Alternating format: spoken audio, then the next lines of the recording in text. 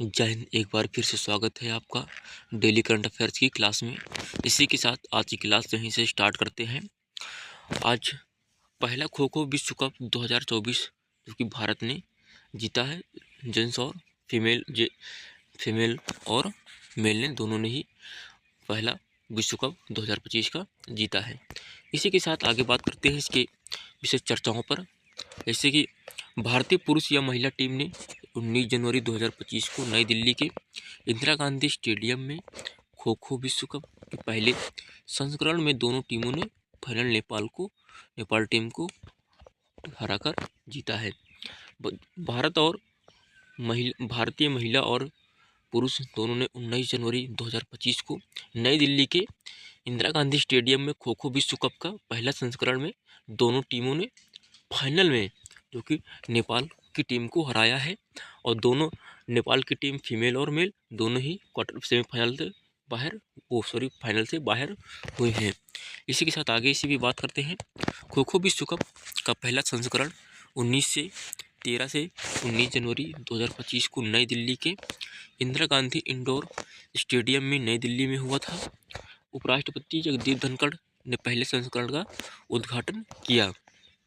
जो कि विश्व कप का पहला संस्करण है वो 13 जनवरी से लेकर 19 जनवरी को हुआ था। और ये दिल्ली के इंदिरा गांधी स्टेडियम में हुआ, जो कि इसके शिलान्यास जो कि उद्घाटन उपराष्ट्रपति जगदीप धनखड़ ने पहले संस्करण का किया था। इसी के साथ आगे बात करते हैं। प्राचीन भारतीय खो खो की उत्पत्ति महाभारत में हुई थी। ये जो खेल खो खो का खेल है ये महाभारत से प्रचलित है। और पहला खो खो टूर्नामेंट 1914 में पुणे में आयोजित किया गया था। इसका जो कि पहला संस्करण था, जो पहला मैच खेला गया था, ये 1914 में पुणे में आयोजित किया गया था। जो कि 1936 के बर्लिन ओलंपिक खेलों में और 1982 के दिल्ली एशियाई खेलों में खो खो के प्रदर्शन खेल के रूप में शामिल किया गया था।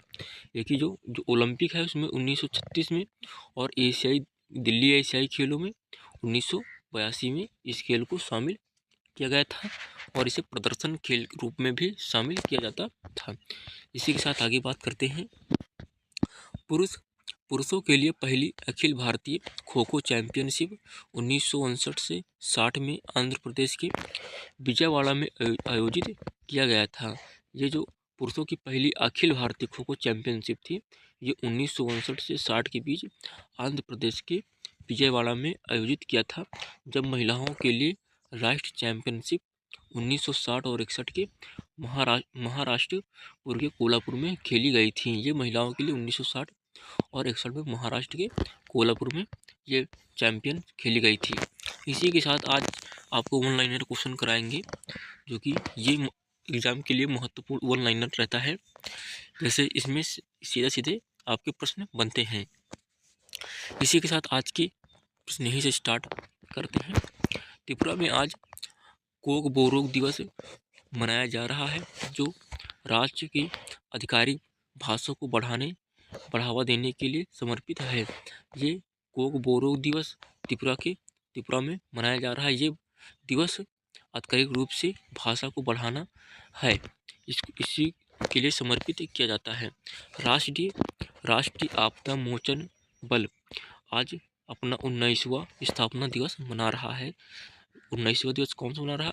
राष्ट्रीय आपदा मोचन बल ये अपना 19वां स्थापना दिवस मना रहा है। अगले प्रश्न पर बात करते हैं। प्रधानमंत्री नरेंद्र मोदी आज आकाशवाणी पर मन की बात कार्यक्रम की 118वीं कड़ी देशवासियों को संवाद करेंगे। क्योंकि ये 118वां कड़ी चूँकि देशवासियों को संवाद करेंगे। हाल ही में इजरायल के कैबिनेट में हमास के साथ गाजा पट्टी में संघर्ष विराम और बंधकों की रिहाई के लिए एक समझौते पर मंजूरी दिया गया है।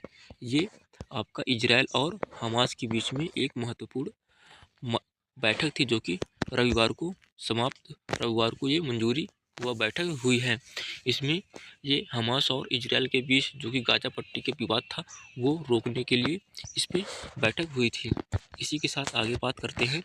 संसद के बजट सत्र 31 जनवरी से 4 अप्रैल तक चलेगा और 1 फरवरी को केंद्रीय बजट पेश किया जाएगा।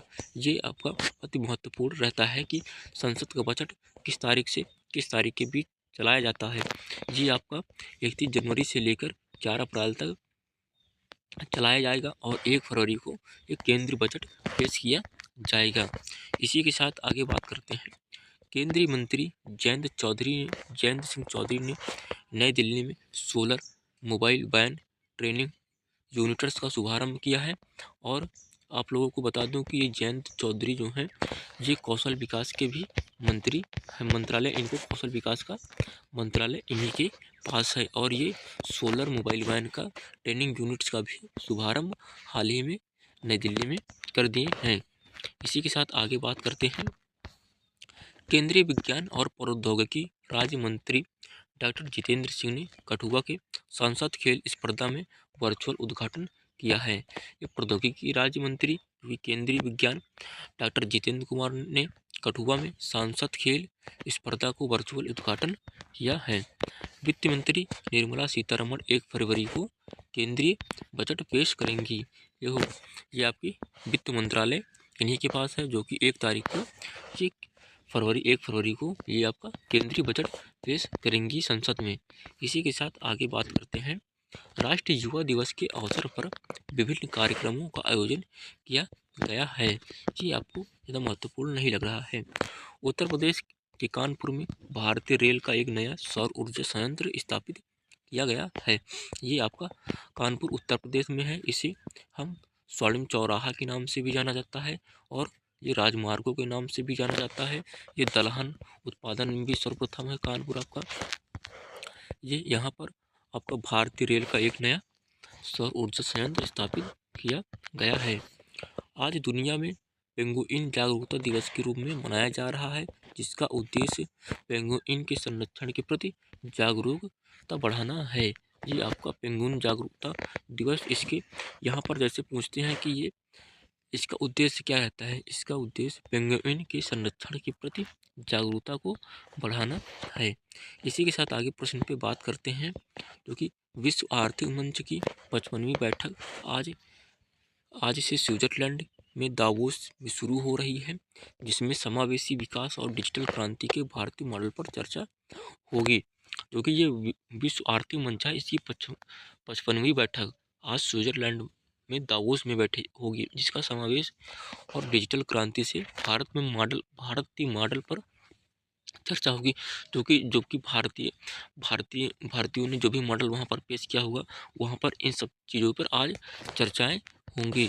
फिर इस पर एक अलग से कैबिनेट बैठाया जाएगा, फिर इसकी जांच होगी।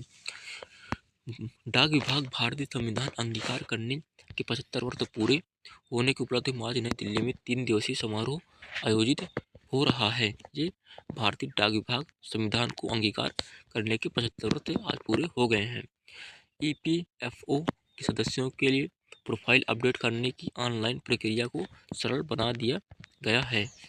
Bharat mobility global expo Bharat में नई दिल्ली में भारत मंडपम में 22 ब्रांड के 56 नए उत्पाद लॉन्च किए गए हैं। ये आपको जो भी ब्रांड होते हैं वो भारत मोबिलिटी ग्लोबल एक्सपो 2025 के तहत ही भारत मंडलम के तहत 22 ब्रांड और 56 उत्पादों के साथ लॉन्च किया गया है। केंद्रीय गृह मंत्री अमित शाह ने हैदराबाद में सरदार वल्लभ भाई पटेल राष्ट्रीय पुलिस अकादमी में एक अत्याधुनिक कंपोजिट शूटिंग रेंज की आधारशिला रखी है। ये आपका जो कि अधिकारिक पुलिस हो जाएंगे, उसकी ट्रेनिंग से संबंधित यहाँ पर अत्याधुनिक कंपोजिट शूटिंग रेंज आधारशिला इसके लिए रखी गई है। प्रधानमंत्री नरेंद्र मोदी ने स्वामित्व योजना के तहत 65 लाख से अधिक संपत्ति कार्ड वितरित किए हैं। ये स्वामित्व योजना जो कि आपको 2015 में लॉन्च हुआ था, ये आपका उसको लेकर 65 लाख से अधिक ये कार्ड वितरित कर दिए गए हैं। केंद्रीय वाणिज्य मंत्री पीयूष गोयल ने ब्रुसेल्स में यूरोपीय व्यापार और आर्थिक सुरक्षा आयोग के आयुक्त मारोस सेफकोविक के उच्च स्तरीय वार्ता करेंगे। ये आपके ब्रुसेल्स में बैठक हो जाएगा। और जो कि ब्रुसेल्स का 10वां सदस्य जो कि इंडोनेशिया बना है। वक्फ संशोधन विधेयक 2024 पर चर्चा के लिए संयुक्त संसदीय समिति की पटना पर विचार विमर्श किया जाएगा। संसद का बजट 31 जनवरी से शुरू होकर केंद्रीय बजट 1 फरवरी को पेश किया जाएगा। केंद्रीय मंत्री मनोहर लाल खट्टर ने स्वच्छ सर्वेक्षण के 9वें संस्करण की शुरुआत करेंगे और ये आपके हरियाणा के मुख्यमंत्री हैं। दिल्ली एनसीआर की वायु गुणवत्ता सुधार के लिए GRAP 3 पाबंदियों हटा दी गई हैं। ये आपका महत्वपूर्ण प्रश्न हो सकता है और महत्वपूर्ण प्रश्न है। अगले प्रश्न पर बात करते हैं। जैसे केंद्रीय संचार मंत्री ज्योतिरादित्य सिंधिया ने हाल ही में संचार साथी ऐप लॉन्च किया है। आपके जितने भी ऐप हाल ही में लॉन्च किए गए हैं ये आपके एग्ज़ाम से लेकर अति महत्वपूर्ण हो सकते हैं। जैसे भारत पोल को गृह मंत्री ने इंटरपोल की सहायता से उसकी हाल ही में लॉन्च किया। जैसे सारथी ऐप SBI ने लॉन्च किया, ये साथी ऐप अलग हो गया और सारथी ऐप अलग हो गया है। जितने भी हाल ही में ऐप लॉन्च किए गए हैं वो आपके लिए अति महत्वपूर्ण ऐप हो सकते हैं। हाल ही में एग्जाम में पूछे जाने वाले एक न एक ऐप पूछा ही जाएगा। इसी के साथ आगे प्रश्न पर बात करते हैं। राष्ट्रीय विज्ञान ड्रामा महोत्सव 2024-25 का आयोजन नई दिल्ली के राष्ट्रीय विज्ञान केंद्र में हुआ है। ये आपका राष्ट्रीय विज्ञान ड्रामा महोत्सव ये नई दिल्ली के राष्ट्रीय विज्ञान केंद्र में हाल ही में हुआ है। इसी के साथ आगे बात करते हैं। केंद्रीय गृह मंत्री अमित शाह ने मध्य प्रदेश के 3 नए आपराधिक कानून को समीक्षा किया है। ये आपके मध्य प्रदेश में 3 नए आपराधिक कानूनों की समीक्षा किया है, जो कि ये आपके गृह मंत्री अमित शाह द्वारा हो जाएगा। इसी के साथ आगे हम बात करते हैं। उत्तर रेलवे में 140 साल पुरानी हस्तचलित क्रेन को धरोहर स्मृति चिन्ह के रूप में शामिल किया गया है। ये आपका उत्तर रेलवे में हो जाएगा। ये 140 साल पुरानी हस्तचलित क्रेन है, क्योंकि ये धरोहर समिति में चिन्ह के रूप में से शामिल किया गया है।